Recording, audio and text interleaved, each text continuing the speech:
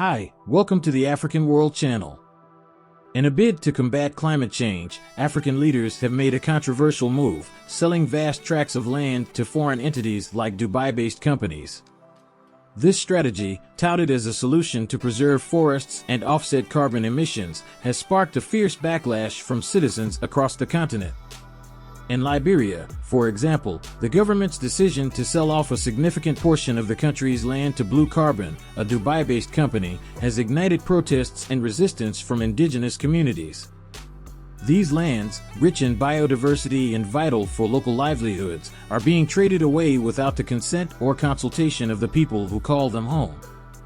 As the threat of climate change looms larger, the actions of African leaders to sell off lands for conservation raise critical questions about sovereignty, land rights, and environmental justice. In response, citizens are mobilizing to defend their ancestral territories and demand accountability from their governments and the foreign entities involved. Remember to subscribe to our channel, give the video a thumbs up, and share it with others to help us reach a wider audience. Now let's get back to the video. In the past year, Liberia's government made a controversial decision. They struck a deal to sell off a significant portion of the country's land, about 10%, to a Dubai-based company called Blue Carbon.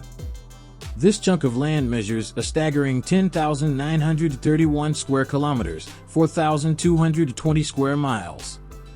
The reasoning behind this move? To protect forests that are at risk of being cleared for logging and agriculture, activities that are crucial for the survival of many local communities. One such community is that of Matthew Wally, who belongs to an indigenous group in Liberia. For generations, their lives have been intertwined with the vast forest that surrounds them. However, with the government's decision looming over them, anxiety fills the air. Their traditional way of life is in jeopardy, prompting them to rally in defense of their homeland. Blue Carbon, the recipient of this land deal, remains elusive, dodging attempts at communication. Their strategy revolves around profiting from conservation efforts by selling carbon credits to companies emitting greenhouse gases. While pitched as a climate-friendly solution, this approach has sparked criticism from experts and activists alike, who condemn it as a form of carbon colonialism. Central to the uproar is the issue of land ownership. Activists argue that the Liberian government lacks the legal authority to hand over these territories, as indigenous land rights are enshrined in Liberian law. The deal with Blue Carbon, hastily reached in March 2023 without consulting local communities, has triggered alarm bells over the absence of proper safeguards. Wally and his community, known as Nizuan, face the prospect of losing approximately 573 square kilometers of their land to Blue Carbon. Similar agreements have been struck across Africa, potentially granting the company control over vast expanses of land on the continent. But the idea of selling off a country's land to foreign entities raises profound concerns. It's not just about conservation, it's about sovereignty and the rights of indigenous peoples. By allowing foreign companies to control such large swathes of land, countries risk ceding their autonomy and compromising the well-being of their own citizens.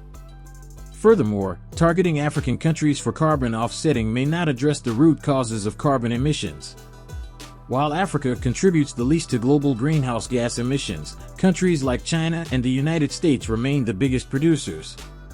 Instead of placing the burden on African nations, efforts should focus on encouraging these major emitters to find ways to reduce their carbon footprint. Land is not merely a commodity, it is the lifeblood of communities, providing sustenance, cultural heritage, and economic opportunities. In Africa, where land is intricately tied to identity and survival, selling it off to foreign interests represents a betrayal of trust and a disregard for the rights of indigenous peoples. The forests that Blue Carbon seeks to protect are not just carbon sinks, they are vital ecosystems that support biodiversity, regulate climate, and provide essential resources for local communities. By selling off these lands, African countries not only jeopardize their natural heritage, but also undermine their own long-term development and resilience. Blue Carbon's ambitions extend beyond Liberia, with agreements inked in countries like Kenya and Tanzania. However, allegations of human rights abuses and disregard for indigenous rights have marred these ventures, casting doubt on their legitimacy and impact. In Kenya, indigenous populations have already been displaced to make room for carbon credit projects, sparking outrage from human rights advocates. Simon Council, an authority on conservation projects in Africa, highlights the troubling pattern. Many of these projects involve human rights abuses against local communities and lack transparency. While Africa contributes the least to global greenhouse gas emissions, its forests are vital for mitigating climate change. Indigenous communities rely on these forests for their livelihoods, underscoring the tension between environmental conservation and economic realities. Cash-strapped African governments are enticed by conservation initiatives like blue carbons due to the revenue they promise. However, concerns persist regarding human rights violations and transparency. Despite only one project officially announced in Zimbabwe, blue carbon has allegedly secured vast tracts of land across multiple countries through opaque agreements since its inception in late 2022. In Liberia, the rushed nature of the blue carbon deal under former President George Weah's administration bypassed the required community consent.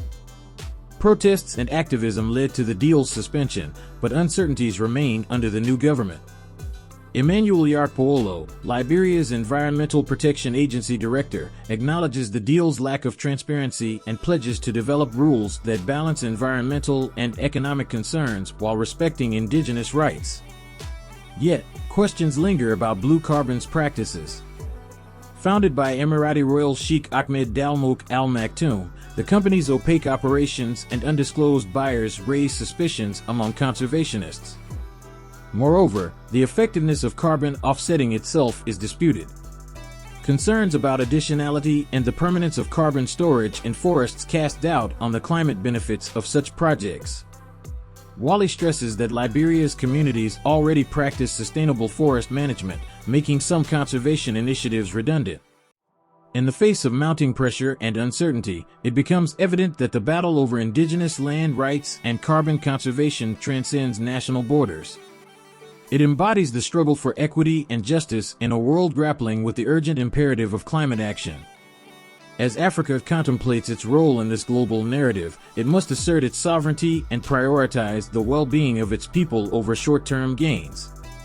Rather than serving as a pawn in the carbon offsetting game, Africa must demand accountability from the world's largest emitters, urging them to address the root causes of climate change. For the forests that blue carbon seeks to protect are not merely carbon sinks, they are the lifeblood of communities, repositories of cultural heritage, and engines of economic opportunity. Selling off these lands represents not just a transaction, but a betrayal of trust and a relinquishment of sovereignty. As the world navigates the complexities of climate change and conservation, Africa's voice must be heard, its rights respected, and its lands safeguarded for generations to come.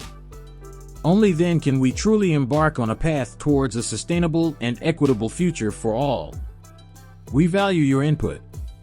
How does the sale of African land to foreign entities for conservation purposes echo historical patterns of colonization and exploitation?